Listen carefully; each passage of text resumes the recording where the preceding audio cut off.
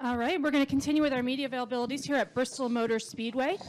We are joined by Ricky Stenhouse Jr., who is driving the number 17 Sunny D Ford in the Monster Energy NASCAR Cup Series this weekend, and Ty Majeski, who's driving the number 60 Sunny D Ford in the NASCAR Xfinity Series race this weekend.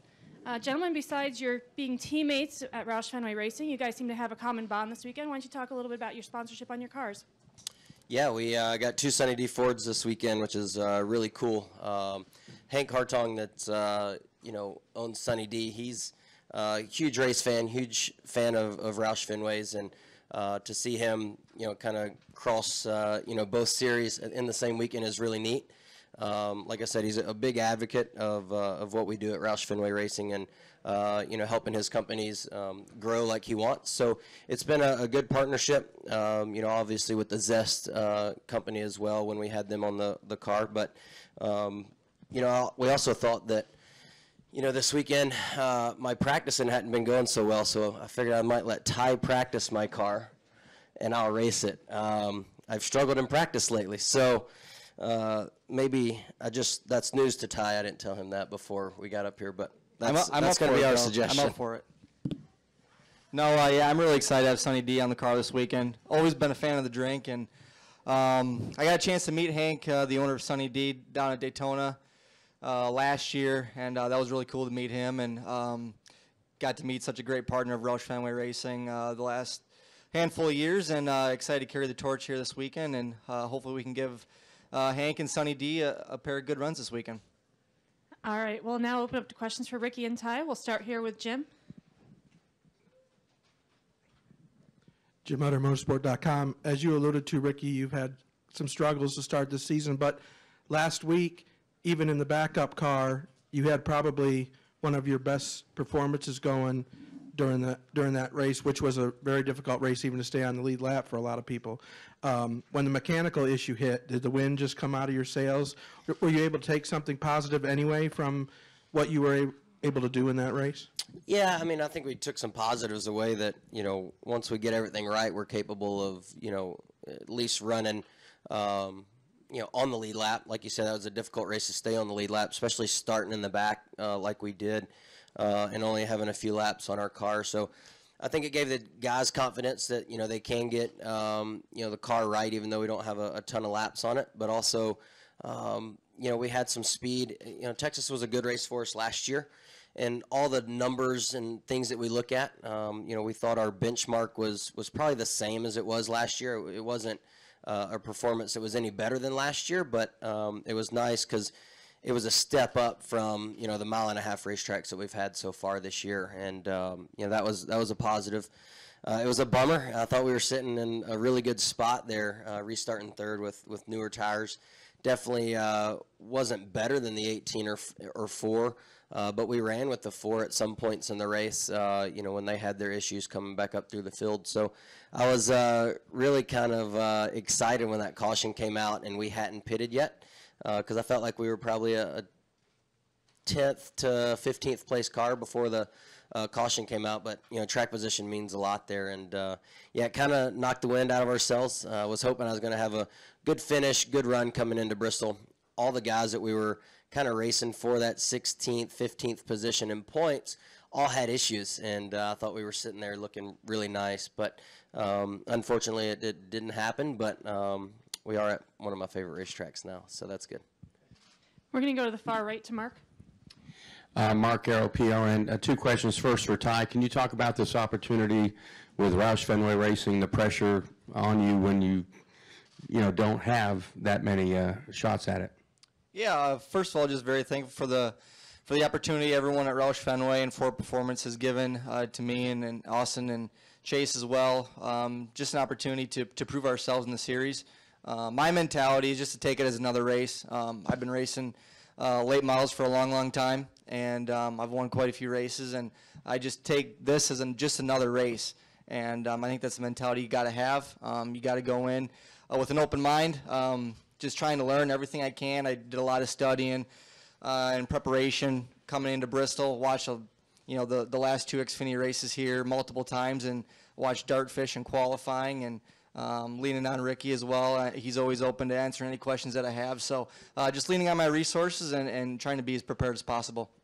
And for Ricky, has short track racing changed on the Cup Series the last couple of years? It seems a little less physical to me. Do you feel that way, or is it still the tear them up kind of thing if it needs to be?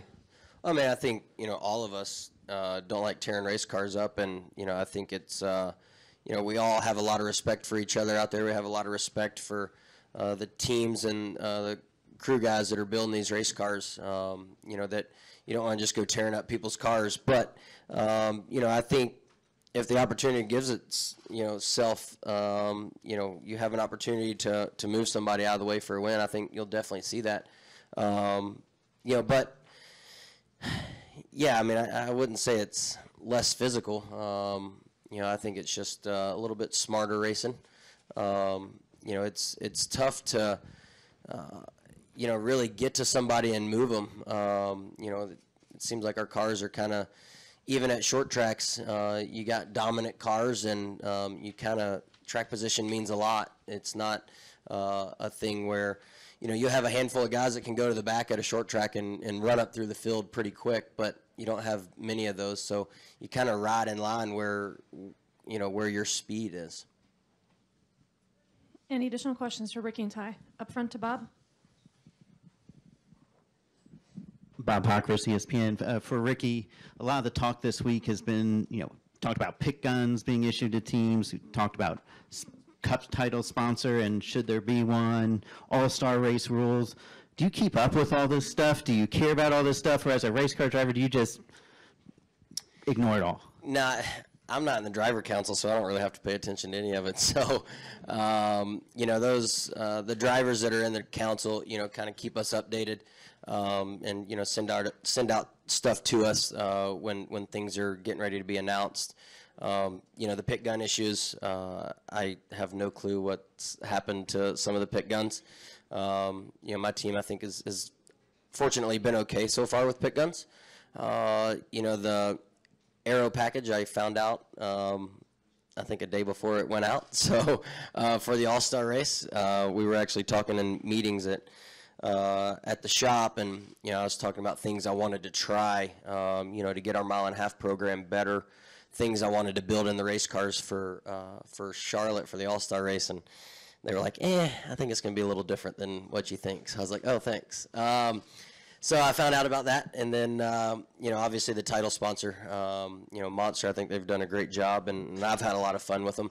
So I enjoy them being a sponsor of ours and, our series. But as far as really paying attention to it, no, I don't. I show up to the track and get in the car, and, if I pull into the pit stall and they start using electric DeWalt pit guns, it doesn't matter as long as it's the same for everybody. We'll go to the right to Woody. Ricky, we'll look ahead to Richmond next week. A lot of changes coming at that track, and another short track, but completely different. Tell me about your outlook for Richmond. Richmond's been a good racetrack for us over the last few years, so I really look forward to going there. Now that the tires that Goodyear's been bringing there, it's been allowing us to run all over the racetrack, the very top, very bottom. I do like the day racing there better than the night racing, but all in all, it's still a great short track that we go to, and definitely a lot of good racing. And I think crew guys are anxious to kind of see the transformation of that place on the infield, and be cool to see. Anything final for our teammates here? Dustin?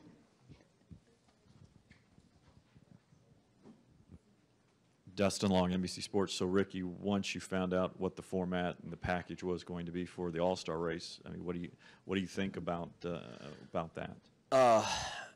Is the format different too? It's 4 stages, 80 laps. Oh. Okay. Yeah, I only know the aero package. So, I think it's interesting. I do think, we'll have to see how it plays out. I think the racing will probably be a lot closer.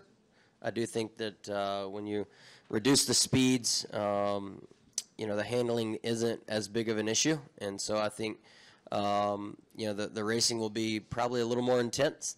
We'll just have to see how the fans like it. I think that's, you know, the biggest thing that we want to do is make sure that the fans enjoy our races. And however that may be, I think is, you know, something that we need to look at. We'll come here to Lee and then Chris.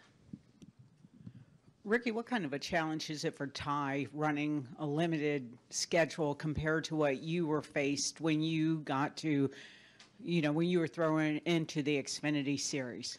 Yeah, 2009 I ran 7 nationwide races, and that was tough. You know, I had a few in a row, and I felt like I kind of got in a rhythm and felt really good, and then you sit for a while. And that's always tough. You feel like, you know, the cars are always changing. You know, you're always out there. The guys that you're racing with don't really, you know who you are, you know, especially in that car now that they have 3 different drivers. You know, it's just a whole lot of different situations come up that I feel like you have to be aware of and, you know, have to be, you know, ready for. I think Ty does a really good job showing up to the racetrack even when he's not in the race car. I think that's going to go a long way and help making sure that he's, you know, meshed in with the team. He's at the shop all the time. Things that I did when I was in the Xfinity Series, you know, just spending a lot of time with the whole shop, you know, top to bottom, but especially the crew guys. And I think him having Mike Kelly as a crew chief is something that's really going to help the 60 car and those new drivers, you know, going in and out of the race car. I think, you know, Mike's experience.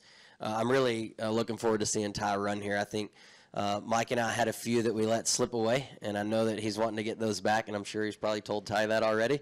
But they had a really good test here, and, you know, I think him having, you know, Mike leading that charge is really good. But it's definitely difficult to, you know, go in and out of the race car and not be in that race car multiple weeks in a row. Yeah, for sure. Ricky's ran really well at Bristol in the past. I also got some good advice from him last year at Iowa. We went there and tested, I think in late May. Gave him a call after the first day of the test and just leaned on him and asked him some of the things that he focused on at Iowa. And so he's been there for me. Any type of questions I want, whether it's on track or off track related, he's been there to answer them for me. We'll go to Chris. ChrisMakeHedgeFence.com. Ty, it's your 4th career Xfinity Series start this weekend. The last time you were in an Xfinity car, had a top 10 at Homestead, but this is a different animal. What would be acceptable performance on Saturday? You know, the biggest thing is just to put a whole weekend together and a whole race together. I felt like we had spurts of being able to maybe run the top 5 at Homestead early on, and we just didn't keep up with the racetrack as the sun went down, as the track got rubbered up. And that's something that I'm going to get better at is knowing where the car needs to be in the beginning of the race to be good at the end of the race. And with 4 Xfinity races and my first one ending short, it's been a learning curve for me just to know what kind of feedback to give to Mike to make sure the car is good at the end of the race. So that's something we're going to build on for sure. It's something we've been thinking about coming into this weekend, and hopefully we can put those things that I learned the past 3 races and make for a good 4th here. We're going to wrap up on the far side of the room, on the right side. Do we have a microphone?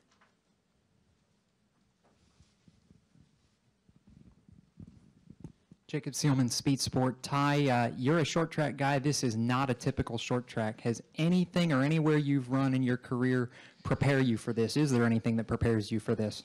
Not really. There's one short track up in Wisconsin, Slinger Super Speedway. It's a 1/4 mile, banked like this, but you don't get the same speed sensation there as you get here. I mean, it's half the size of this, and you're doing it in about 11 seconds, and here you're going like 15 seconds a lap. So the speed sensation is great. That's something I had to get adapted to when I came here for the test. So I'm just very thankful we were able to come here and test. Shorten the learning curve so much for me coming here on race weekend. So optimistic. Like I said, like Ricky said, we had a really good test here. I think a lot of guys in the organization are excited about what we came home with from the test, and we're coming back here with something very, very close. So hopefully it responds the same, and we can go to work during practice and keep making adjustments and making the car better. All right, gentlemen, thanks for joining us. Good luck this weekend.